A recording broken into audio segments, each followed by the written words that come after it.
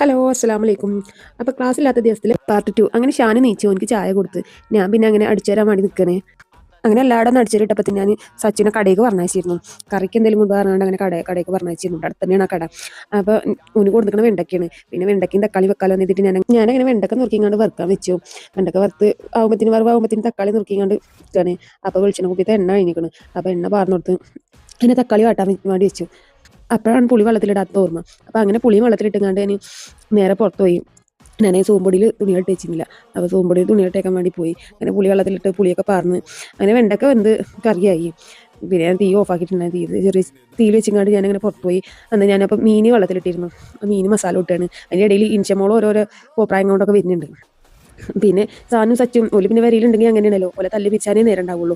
പിന്നെ അങ്ങനെ അതൊക്കെ കഴിഞ്ഞാണ്ട് ഞാൻ നേരെ തുടക്കാൻ വേണ്ടി വെള്ളം എടുത്ത് വന്നു. ഞാൻ തുടച്ചുകൊണ്ട് നിൽക്കുകയാണ്. അപ്പോൾ എപ്പോഴും പറയണ പോലെ തന്നെ എൻ്റെ ചാനൽ ആദ്യമായിട്ട് കാണുകയാണെങ്കിൽ ഒന്ന് സബ്സ്ക്രൈബ് ചെയ്ത് സപ്പോർട്ട് ചെയ്യുക. പിന്നെ വീഡിയോസുകളൊക്കെ കണ്ട് ലൈക്കും കമൻറ്റും ഷെയറൊക്കെ ചെയ്യുക. എല്ലാവർക്കും വീഡിയോ ഒക്കെ ഒന്ന് ഷെയർ ചെയ്ത് കൊടുക്കും, സപ്പോർട്ട് ചെയ്യും. അപ്പോൾ അങ്ങനെ ഞാൻ ഷാനുവിന് കുറച്ച് എഴുതാണ്ടായിരുന്നു, എഴുതാൻ കൊടുത്ത് ഞാൻ പിന്നെ കറി വെച്ച പാത്രങ്ങളൊക്കെ ഒഴിച്ച് മൂറുകയാണ്. പിന്നെ മീൻ മസാല കൂട്ടിയത് മീൻ പൊരിക്കാൻ നിന്നു. ആശി വരുമ്പോഴത്തേനും മീൻ പൊരിച്ചേക്കാലോ വിചാരിച്ചിട്ട് അങ്ങനെ മീൻ പൊരിക്കാൻ നിന്നു. ഇതിൻ്റെ ഇടയിൽ ഒരു 10 പ്രാവശ്യം പോലെ തല്ലി പിരിച്ചാൽ നിൽക്കണം.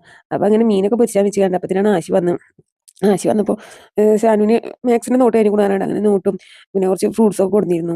ഞാൻ മാങ്ങ ചെത്തി കൊടുത്ത് അങ്ങനെ ഓൽക്ക് മാങ്ങയൊക്കെ ചെത്തി കൊടുത്തുകൊണ്ട് ഞാൻ അങ്ങനെ മുകൾക്ക് പോന്നു അടിച്ചു തരാൻ.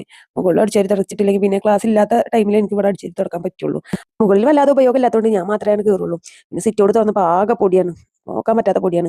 അങ്ങനെ അതൊക്കെ കഴിഞ്ഞാണ്ട് ഞാൻ അവിടെ തുടച്ച് വന്നപ്പോൾ സച്ചിന് വെച്ചുകൊണ്ട് ചോറ് വിളമ്പി തിന്നൽ തുടങ്ങിയിരിക്കണം. പിന്നെ എൻ്റെ തിരുമ്പലും കുളിയും കഴിഞ്ഞാണ്ട് ഞാനും ഒരു കണ്ടാക്കി ചോറ് കൊടുത്തുകൊണ്ട് ഞാനും ചോറ് കഴിക്കാൻ കുത്തിരുന്നു. ആശി ഫുഡൊന്നും കഴിക്കാതെ അങ്ങനെ കടന്നുറങ്ങും ചെയ്തിരിക്കണം.